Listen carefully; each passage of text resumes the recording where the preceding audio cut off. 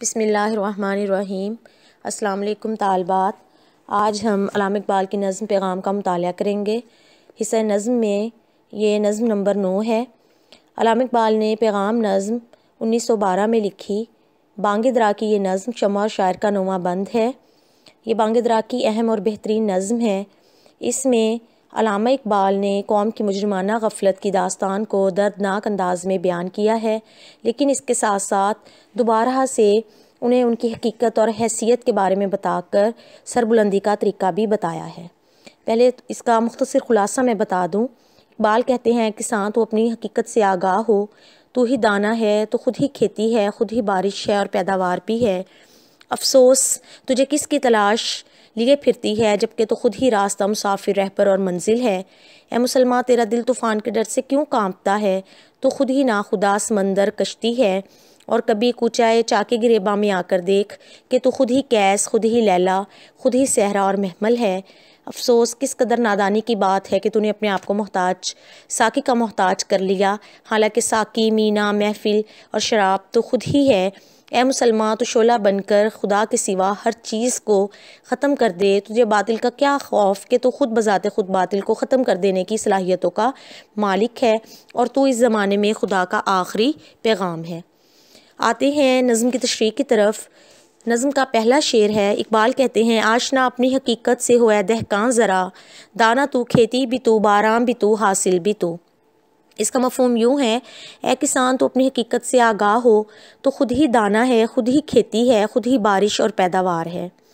علامہ اقبال اپنی اس نظم شمع اور شاعر کے 9ویں بند میں شمع کی زبانی مسلمان قوم کو اس کی حقیقت سے آگاہ کر رہے ہیں، اسے اس کے مقام اور مرتبے کے بارے میں بتاتے ہیں، اور اسے اس کی حیثیت اور حقیقت بتاتے ہوئے کہتے ہیں کہ اے مسلمان تو خود ہی دانہ، خود ہی کھیتی، خود ہی باراں یعنی بارش، اور کھیت سے جو کچھ حاصل ہوتا ہے وہ بھی تو خود ہی ہے۔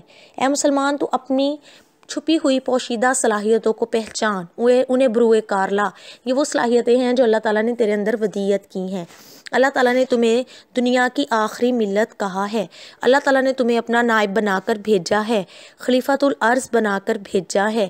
دوسرا تم کوئی عام امت نہیں ہو، تم محبوب خدا صلی اللہ علیہ وآلہ وسلم کی امت ہو، اور یہی اللہ کی بھی محبوب امت ہے۔ تمہارے اندر اللہ تعالیٰ نے اتنی خوبیاں رکھی ہیں، ترقی کرنے کی بے پناہ صلاحیتیں پوشیدہ کر رکھی ہیں۔ ساری دنیا کے ہنر، کمال اور فن تمہارے اندر ہیں۔ تمہاری شخصیت ہر طرح کی خوبیوں کا اور کمالات کا خزانہ ہے۔ تم خود ہی دانہ ہو، خود ہی بارش ہو، خود ہی وہ ہو جو کھیت سے حاصل ہوتا ہے۔ تو یہ ساری چیزیں تو تمہارے اندر ودیت کی ہوئی ہیں۔ تمہارے اندر تو ترقی کرنے کی اور آگے بڑھنے کی بے پناہ قوت ہے۔ جب تم ساری دنیا کی خوبیاں اپنے اندر سمیٹے ہوئے ہو، تو تمہیں اپنی اس حیثیت کا، اس حقیقت کا احساس اور ادراک ہونا چاہیے۔ دوسرے شعر میں اقبال کہتے ہیں آہ کس کی جستجو آوارہ رکھتی ہے تجھے، راہ تو، راہ رو بھی تو، رہبر بھی تو، منزل بھی تو۔ اس کا مفہوم یوں ہے، افسوس تجھے کس کی تلاش در بدر لیے پھرتی ہے، جبکہ تو خود ہی راستہ ہے، خود ہی مسافر ہے، خود ہی رہبر ہے اور خود ہی منزل ہے۔ تو یہاں علامہ اقبال فرماتے ہیں کہ تمہیں کس کی تلاش میں، کس کی جستجو میں آوارہ، پریشان، سرگرداں اور مارے مارے پھرتے ہو، جبکہ تم اپنی منزل تک پہنچنے کے سلسلے میں خود ہی مسافر ہو، خود ہی اپنے رہنما ہو، خود ہی منزل ہو۔ تمہیں کسی دوسرے کی مدد کی یا رہنمائی کی ضرورت نہیں ہے۔ جب اللہ تعالیٰ نے تمہارے اندر اتنی خوبیاں رکھ دی ہیں اور تمہارے اندر ترقی کرنے اور عروج پانے کی صلاحیتیں رکھی ہیں، تو تجھے کسی دوسرے کی مدد کی یا رہنمائی کی یا کسی دوسرے کی تقلید کرنے کی ہرگز بھی ضرورت نہیں ہے۔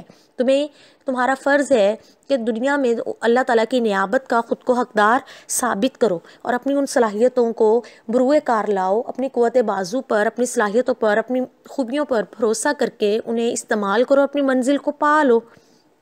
اس سلسلے میں تمہیں پریشان ہونے کی ہرگز بھی ضرورت نہیں ہے۔ تیسرے شعر میں اقبال کہتے ہیں کانپتا ہے دل تیرا اندیشہ طوفان سے کیا، ناخدا تو، بحر تو، کشتی بھی تو، ساحل بھی تو۔ اس کا مفہوم یوں ہے، اے مسلمان تیرا دل طوفان کے ڈر سے کیوں کانپتا ہے، ارے پاگل نادان تو خود ہی ناخدا ہے، خود ہی سمندر ہے اور خود ہی کشتی ہے۔ تو علامہ اقبال فرماتے ہیں کہ جب تم خود ہی سمندر ہو، خود ہی کشتی ہو، خود ہی ملاح یعنی نا خدا ملا خود ہو، ساحل بھی تم خود ہو، تو تم منزل کے حصول کے لیے اندیشوں کا، وسوسوں کا اور خوف و خطرات کا شکار کیوں ہو؟ یہاں بھی علامہ اقبال مسلمان قوم کو در حقیقت خواب غفلت سے بیدار کرنے کی کوشش کر رہے ہیں۔ اس کے ساتھ ساتھ وہ انہیں ان کی صلاحیتوں کو ان پہ باور کر رہے ہیں، اور انہیں بتاتے ہیں کہ یہ طوفان، تند و تیز ہوائیں یہ تمہارا کیا بگاڑ سکتی ہیں۔ اقبال نے تو فرمایا تھا، تندی باد مخالف سے نہ گھبرا اے عقاب، یہ تو چلتی ہے تجھے اونچا اڑانے کے لیے۔ تمہارے تو اپنے اندر طوفان اٹھتے ہیں، تمہارے اندر وہ جوش اور وہ جذبہ ہے، تمہارے اندر وہ جوش ہے، تمہارے اندر وہ حرکت ہے کہ تند و تیز طوفان بھی اس کے سامنے ہیچ ہیں۔ تمہارے پاس جذبہ عشق ہے، جو اگر انسان کے اندر آ جائے تو یہ تمام جذبوں پہ حاوی ہو جاتا ہے، پھر راستے میں آنے والی تکلیفوں کو اور مصیبتوں کو وہ خاطر میں نہیں لاتا۔ اس لیے اقبال فرماتے ہیں، تم خود ہی کشتی ہو، خود ہی ساحل ہو، خود ہی ملا ہو جس نے کشتی کو چلا کر ساحل پر لے کر جانا ہے۔ تم تو دنیا میں وہ مقام رکھتے تھے، تمہارے آباء و اجداد کا وہ مقام تھا جنہوں نے دنیا کو جہالت کے سمندر سے نکال کر ساحل پہ پہنچا دیا، اور وہ ساحل عام ساحل نہیں تھا، علم کا ساحل تھا۔ اس ساحل پر جہاں پہنچ کر وہی لوگ جو جنگلی تھے، غیر مہذب تھے، وہی دنیا کے رہبر و رہنما بن گئے۔ پوری دنیا کو انہوں نے تہذیب دی، تمدن دیا، زندگی گزارنے کے اصول و ضوابط دیے۔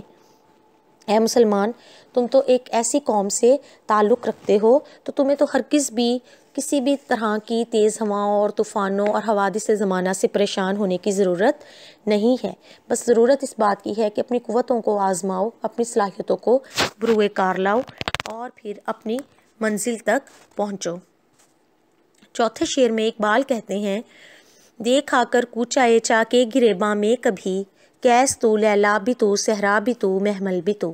اے مسلمان، تو کبھی تنہائی میں بیٹھ، کبھی سوچ کہ تیرا تعلق کن لوگوں سے ہے۔ وہ لوگ جنہوں نے عشق کا جذبہ اپنے اندر پیدا کر لیا تھا، اور وہ جذبہ اس قدر اعلیٰ اور عرفہ تھا، اس قدر پرجوش تھا کہ راستے میں آنے والی مشکلات پھر انہیں کبھی بھی مشکلات نہیں لگیں۔ کبھی انہی عاشق لوگوں کی گلی میں آؤ اور دیکھو کس طرح وہ انجام سے بے پرواہ ہو جاتے ہیں، بے نیاز ہو جاتے ہیں اور اپنی عشق کی منزل کو پا لیتے ہیں۔